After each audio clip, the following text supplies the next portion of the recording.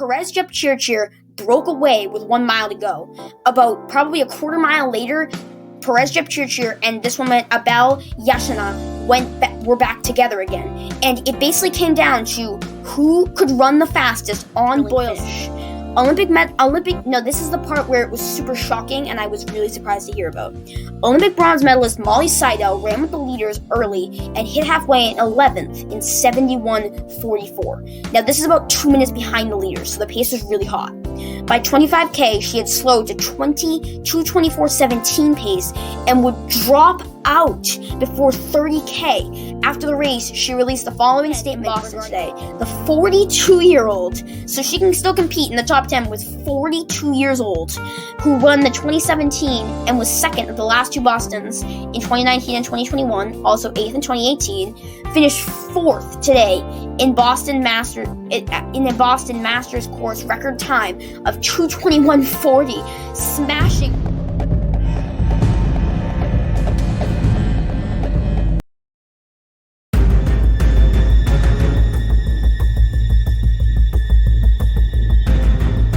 Alright guys, in this third block of the video, we're gonna be kind of reading, reviewing, and recapping the men's elite professional race at the 2022 Boston Marathon.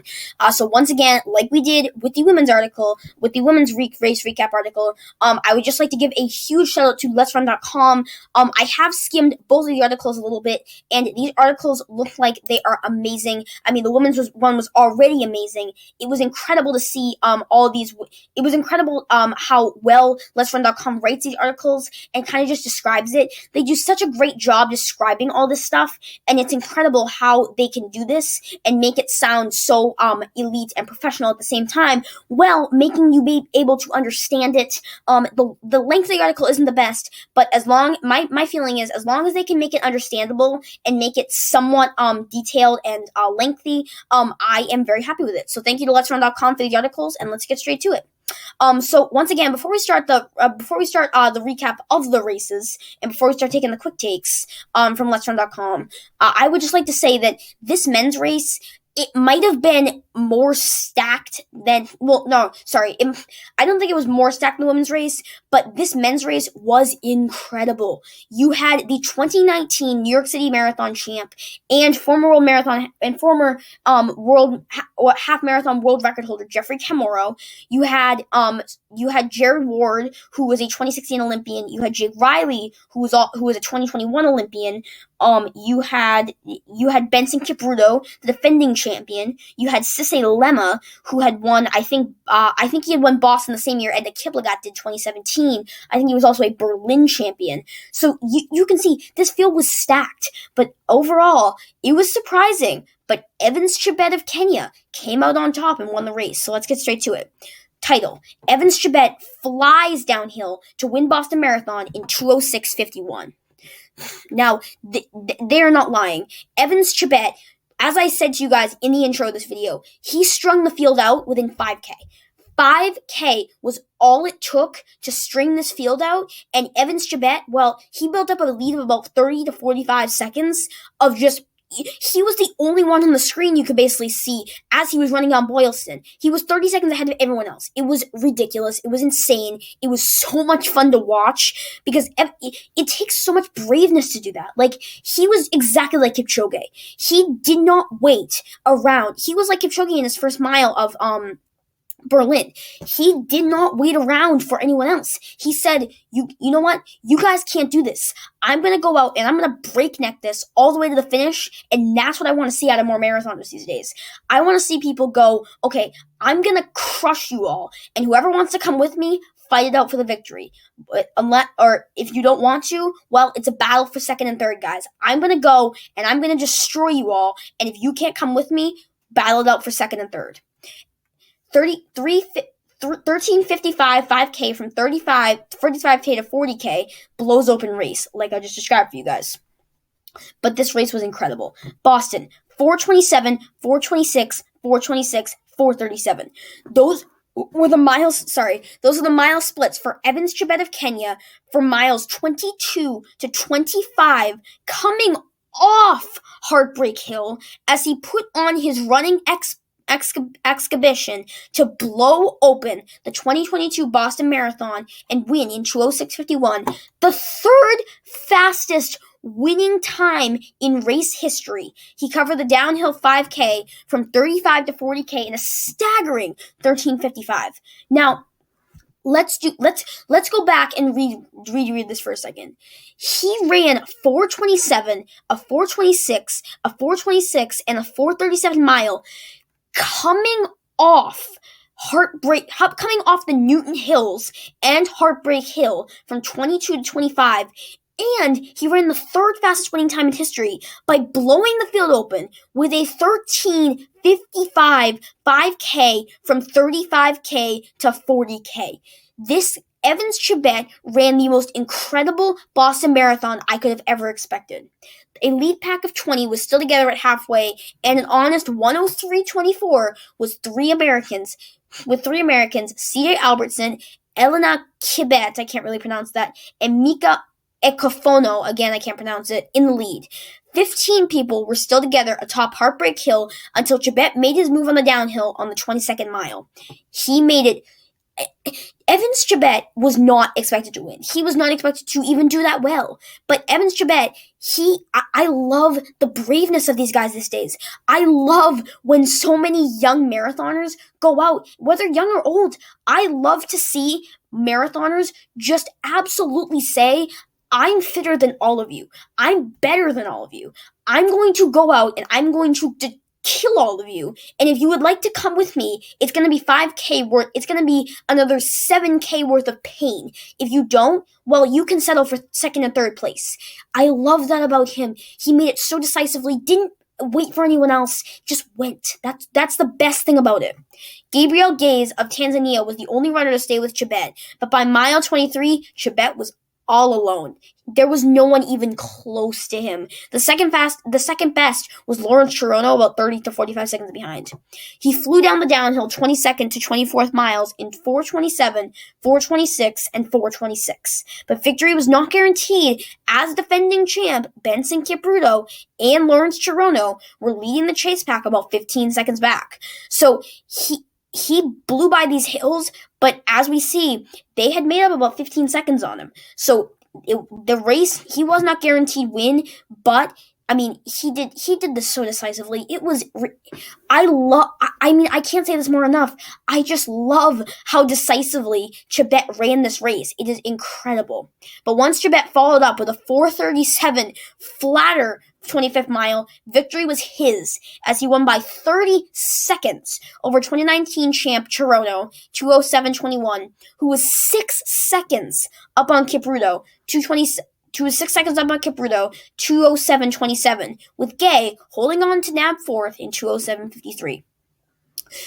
Now, this is incredible. He, at 25 miles of a marathon, after running that stretch in, 4:27, 4:26, and 4:26, Evans Chebet dropped a 4:37, guys. I don't think any of us can possibly comprehend what that even feels like. That's almost 30 seconds faster than my personal best mile. He dropped that at 25, his 25th mile of the Boston Marathon, after all the hills and everything else. This men's and women's race was amazing, and I just can't ask for a better race. Unsponsored Scott Fauble, who was the American, who was not with the lead pack at halfway, but was 1:02 behind them, ran a tremendously controlled race to nab first American honors in 7th place in 2:08:52. He ran dead even half marathon splits of 64:26 and 64:26 as American Ekena Kibet also got a PB in 9th in 2:09:07. Now, you guys might be wondering, where's C.J. Albertson in this group? Well, that's a story for later in this article. But Scott Fauble, let's go back for a second. He ran dead even half marathons, 64:26 and 64:26. Guys, that's it. You almost never, and if you ask anyone, they will say you can almost never run dead half splits on Boston. Normally, you run so much faster in half one, and then run 10 times slower in half marathon number 2. Scott Fauble split dead even. That proves how good at pacing he is, and how good at just keeping himself really controlled. And Ikenak Kabet also got a PB in 2:09:07. That's a really, really quick time. That would have won Boston some other years. Top 20 results. You can read this one after. I'm not going to read it right now because we are a little short on time, and I want to get through the whole article and tell you guys all about the good stuff. Quick take: Evans Chebet's segment from 35 to 40K was absolutely sick.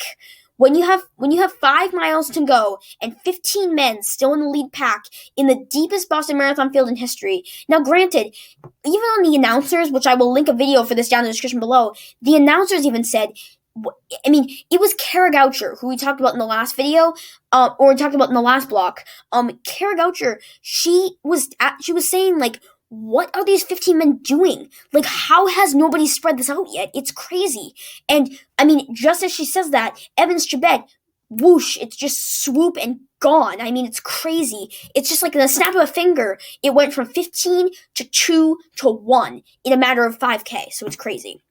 In Boston Marathon history, it is going to take something pretty special to blow that pack apart, and that's exactly what Chebet delivered. He ran 13:55, 1:57:26 marathon pace.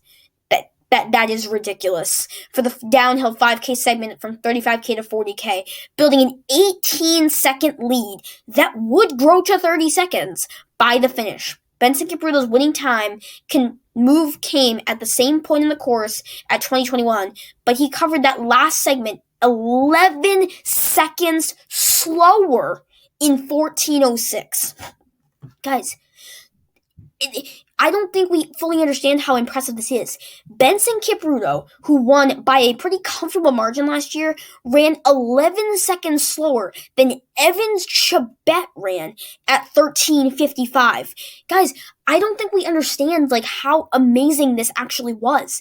Chebet ran so well and so spectacularly and so quick over these final miles, it was crazy.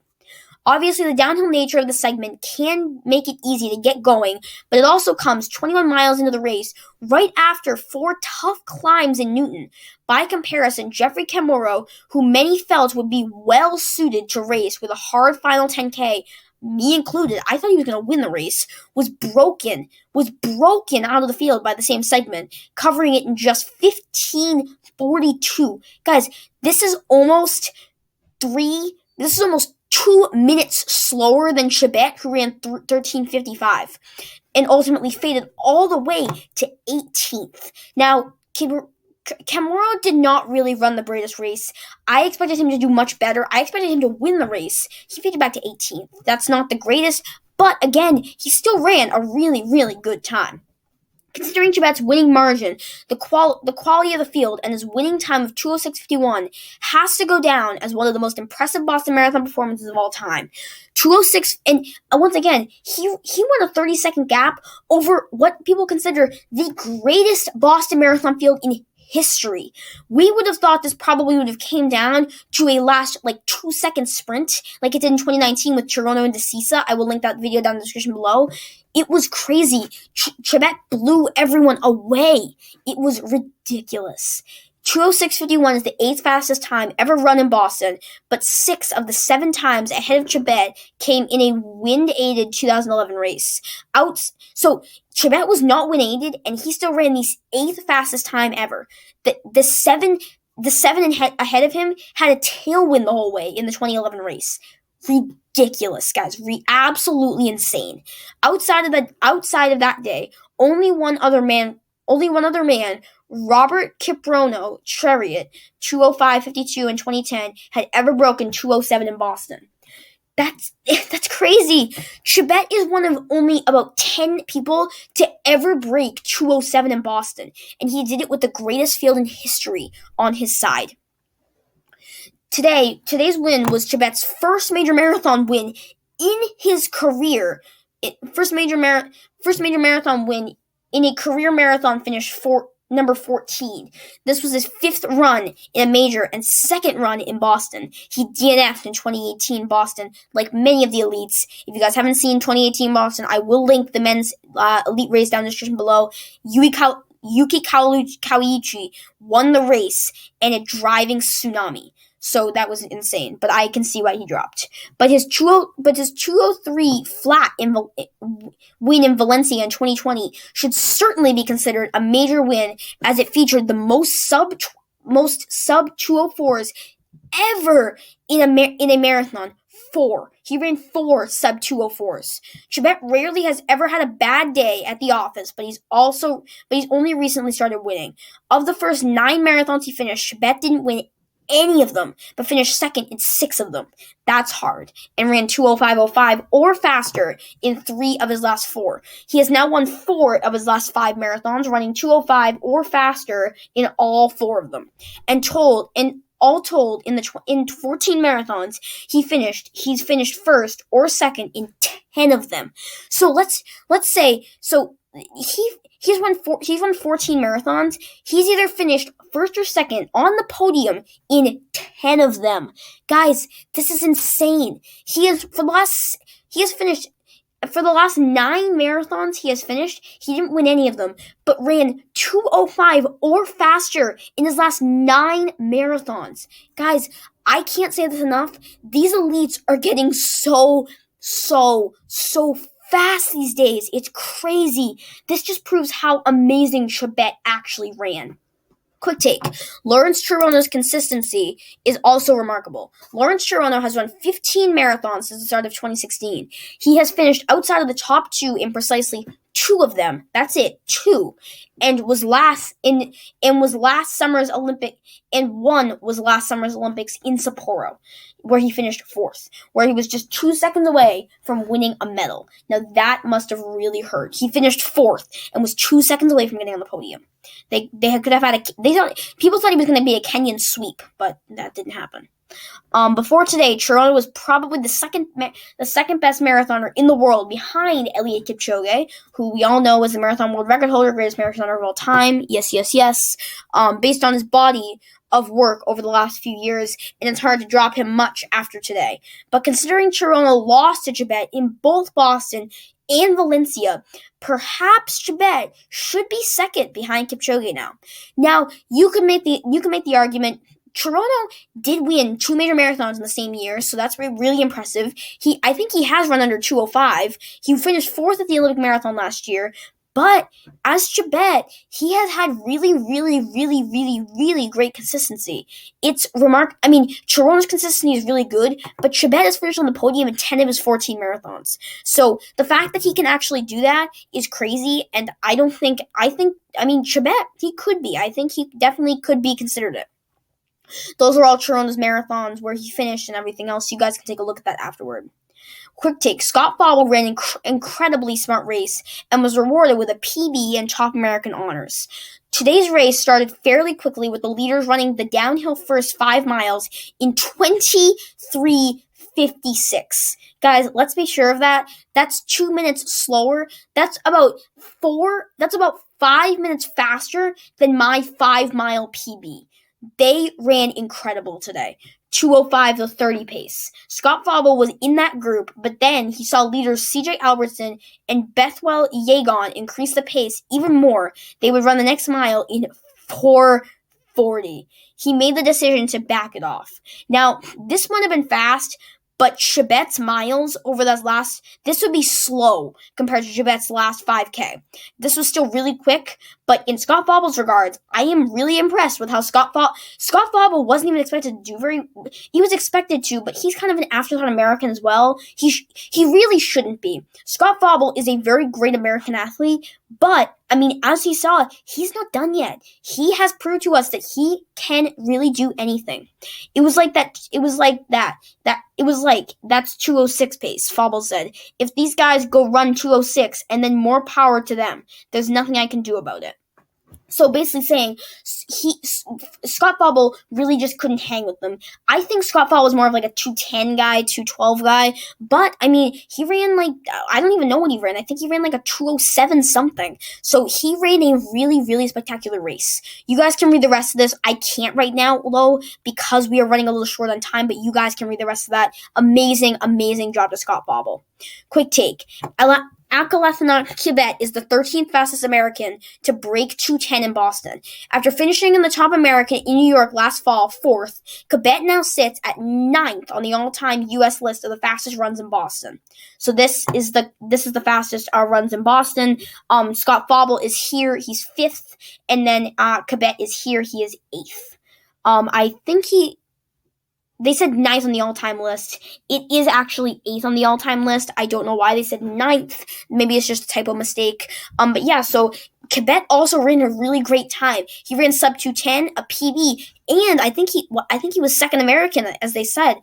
So this race had so much amazing talent, just like the women's race. It was incredible. 3 other Americans joined the top 20 performances list for the Americans in Boston today. C.J. Albertson in 2:10.23, 15th all-time. Matt McDonald, 2:10.35, 17th all-time. And Reed Fisher, 2:10.54, 18th all-time. Now you guys can see these were all 2:10, so these guys finished pretty close together. So C.J. Albertson, who led the race last year. I will link that video down in the description below if you guys would like to go watch it. Go check it out. He ran 2:10.23. He ran about 10 seconds faster than Matt McDonald. And then Reed Fisher ran about 20 seconds slower than them. So they were pretty close, to be honest with you. 15th, 17th, and 18th all-time. One guy at 2:08, another at 2:09, and 3 more in the 2:10s constitutes as very solid showing by the American men in Boston. Frankly, it would have been a disappointment if we didn't see multiple Americans go under 2:10, given the great conditions today, but Fauble and Kibet didn't allow the opportunity to go to waste as they ran the 2 fastest times by an American in Boston since Meb Keflezighi's win in 2014. Now, Meb's win was incredible. He ran an awesome time. I think it was like 2:10.20 something. But I mean, again, Scott Fauble, I think actually it was probably like 2:08 something. I don't know, between 2:08 and 2:10. But Scott Fauble and Kibet also ran an amazing time. They didn't let the opportunity go to waste, and they took full advantage of it and still ran the 2 fastest times by an American since Meb's win in 2014. That was 8 years ago, guys. That's incredible. Congratulations to all the Americans. Quick take. C.J. Albertson ran a PB of 2:10.23, but was not pleased with his close. Albertson finished 13th, 3 places lower than last year, but he ran 2:10.23, over a minute faster than 2021, in an overall PB. Stop right there. Once again, he ran, like Nel Rojas, he finished 3 places lower, but by the depth of the field, guys, he ran over a minute faster. Guys, these fields were incredible. They were so amazing. This just proves C.J. Albertson, like Nel Rojas, ran 3 places lower, but still ran over a minute faster and got a PB. I know he's not pleased with his place, but if I were him, I'd have to be pleased with the fact that I got a PB. My one big goal was to make a move and try to hurt people, which means not like physically hurt them, not like whip them with a stick or whatever, but basically like try to put them under pressure, try to like speed up the pace a little bit. Did what he did last year, put people under pressure, try to hurt them a little bit, try to make them get discouraged a bit, and try to give them a little bit of not hope, just so you have a better chance of winning. Albertson said, "I wanted to be with the leaders at 15 miles because at 15.2, you hit this big old downhill, and I just wanted to hammer and get people to somewhat to go with me and just break the race open." Now, Albertson last year did exactly that. The field was a lot weaker last year. Not to say it wasn't good. It was really good. I'll link that video down in the description below of Albertson leading. But Albertson really did want to break this out. He had a plan to break it out about 15.2. He did not end up doing that. Once again, Kibet ended up doing that. But Albertson still ran an awesome race, still got a PB and everything else. The other reason Albertson wanted to push was to put a sting into his rivals' legs, making them less reluctant to push the pace up the Newton Hills. And the strategy kind of worked. He ran mile 16 in 4:34 and was still with the leaders, cresting Heartbreak Hill. Now, Albertson does a great job with this. I don't think his plan did not work out as well as last year. He did lead for 21 miles last year, so that was impressive. This year was not the same, but once again, PB, you can't be disappointed with that. I'm not going to read the rest of this because it's kind of a little bit longer, and we do need to speed this up a little a little bit so I can get through all this stuff, because there is still a few more things I want to get through. But yeah, so great job to CJ Albertson. That's really impressive, and I am really impressed with him. Quick take: Jeffrey Kamoro totally cratered at 35K.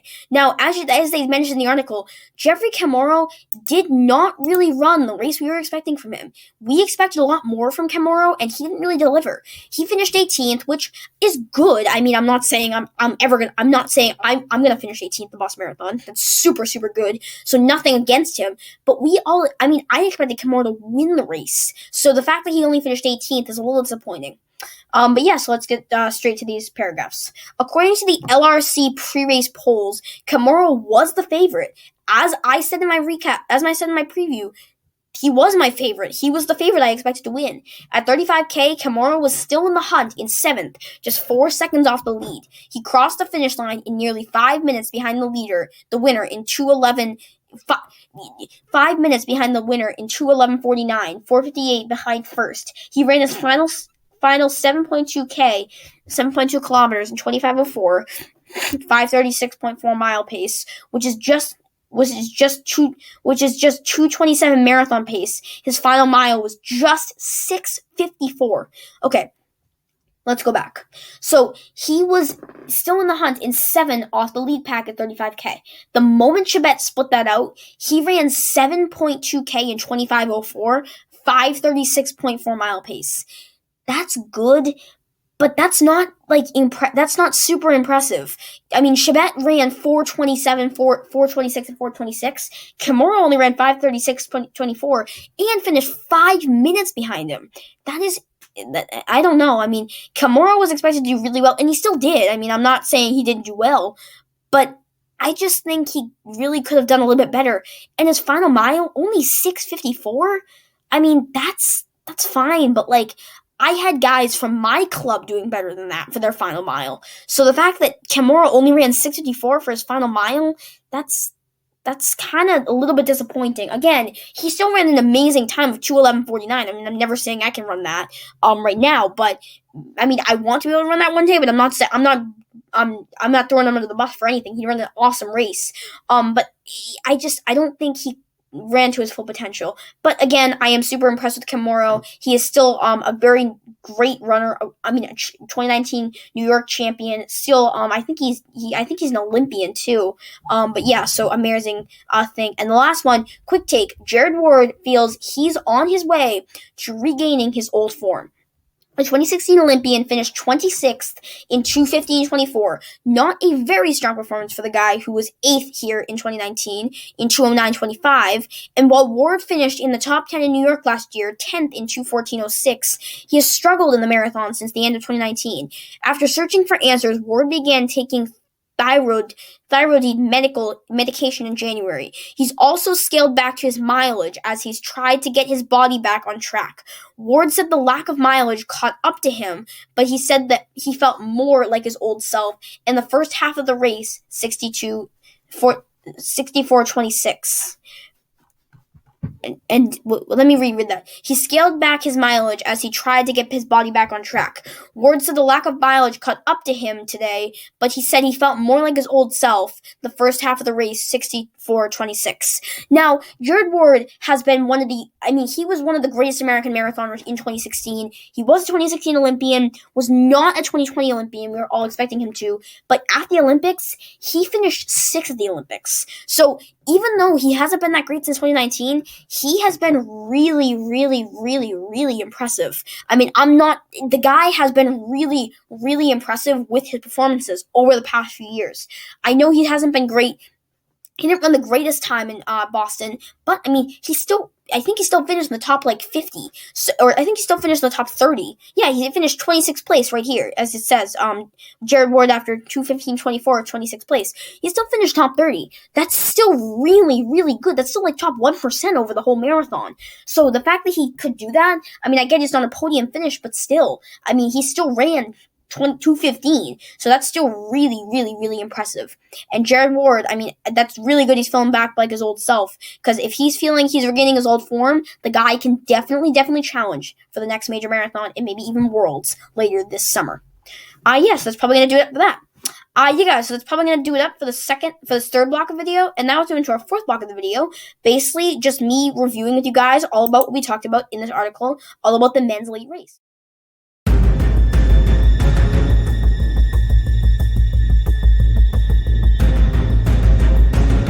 Alright guys, in this first block of the video, we're gonna be basically recapping and reviewing basically what we talked about all about when we recapped the men's elite race. So first off, let's start off with Evans Chebet breaking open that field at 35 to 40K. Evans Chebet ran, I have said this so much in the article, I said that so much in the last block. He ran one of the most amazing Boston Marathons I have ever seen. My biggest thing about it is, I have seen a lot of marathons that have come down to 2-second finishes, maybe some 5-second finishes, maybe even minute finishes. But the fact that Evans Chebet had the courage to go out and to basically just run, he basically said to the entire field, this is basically what he probably, if I'm trying to put this into context, this was what his body language was telling them. You guys aren't as fit as me. I am faster than you. I am better than you. If you would like to come and battle it out with me, you may come. But unless you want to, I am going to win this, and you are going to settle for second and third. We need more of that in track and field. We really do. I don't want to see these marathons. We've watched for 26 miles. Don't let it come down to a 200-meter race. Let it come down to this blowout 5K. I don't want it to come down to a 2-second finish. I want these 30-second finishes. I want people destroying the field out. That's so much what I love about Evans Chebet. That's what he did this year. He has been so consistent and so well that it's crazy. I mean, I love seeing Evans Chebet do so well in the race, only because he wasn't afraid to just go out and say, okay, you guys aren't as good as me. I'm fitter than you. I'm just going to go for it. And if you want to come with me, fine. You can battle it out with me, but it's not going to be easy. And if you don't want to, settle for second and third. Secondly, Lawrence Cherono and Benson Kipruto. Now, once again, as Lawrence Cherono and Benson Kipruto ran a great race, but nothing compared to Chebet. I mean, Lawrence Kipruto and Benson Kipruto, amazing race, amazing. I loved watching them so much, but Benson Kipruto was just on, but Evans Chebet was just on the level of the next level of his own. Jeffrey Camoro, not really doing that well in the race. I was pretty disappointed with the way that Camaro faded. I would have thought that he could have covered any move. I mean, as the former world record holder over the half marathon and a half marathon and like a 5-time half marathon world champion, I would have thought that Camaro would have done a lot more to make this race more satisfactory and maybe make it a lot more interesting. He didn't really do that. Although I guess I shouldn't be throwing him under the bus because none of the other field could either. Chebet just put so much pressure on them, and I don't think they could handle it. Fourth, Scott Fauble and Cabet, his last name is Cabet, the two Americans. Amazing, guys, amazing. Scott Fauble and Cabet, they ran amazing American times. Scott Fauble has been a great American marathoner, but the problem with both of them, they've been an afterthought. I've never even heard of Cabet, really. But Scott Fauble, he's a real big afterthought. Nobody really thinks of him as the greatest marathoner in the U.S. Like, it's just not something people think of him of, and I think we need to think of him more. I think we need to put him in higher regard. Like, Scott Fauble is a really, really good marathoner, and I really do think we need to put him in higher regard, like Colin Benny and CJ Albertson as well. And Cabet also ran an amazing time. They both got in the top 10 all-time U.S. list, and 5 Americans got in the top time all-time 20 list. It is crazy, and it was an amazing race for the Americans. And last but not least, Jared Ward rounding into his previous form. As a 2016 Olympian, as a 10th place finisher, as a top 10 place finisher in last year's New York Marathon at the time of filming this, you guys. And I will link that video down in the description below if you guys would like to watch it. And 2019 Boston, also will link that down in the description below if you guys would like to watch it. He ran really good times. And again, over the past few years, he kind of has been cratering a little bit. But if he can get back in his previous form, again, I think he can really challenge for Worlds and possibly even for a medal at the World Championships this year in July in our hometown of Oregon here in the USA. Yeah, guys, that's probably going to do it up that's probably gonna so that's probably gonna do it up for that. You guys, that's probably gonna do it up for this fourth block of the video. And now we're doing to our fifth block of the video. I'm gonna be telling you guys all about my experience being a spectator on the sidelines of the race and cheering everyone on.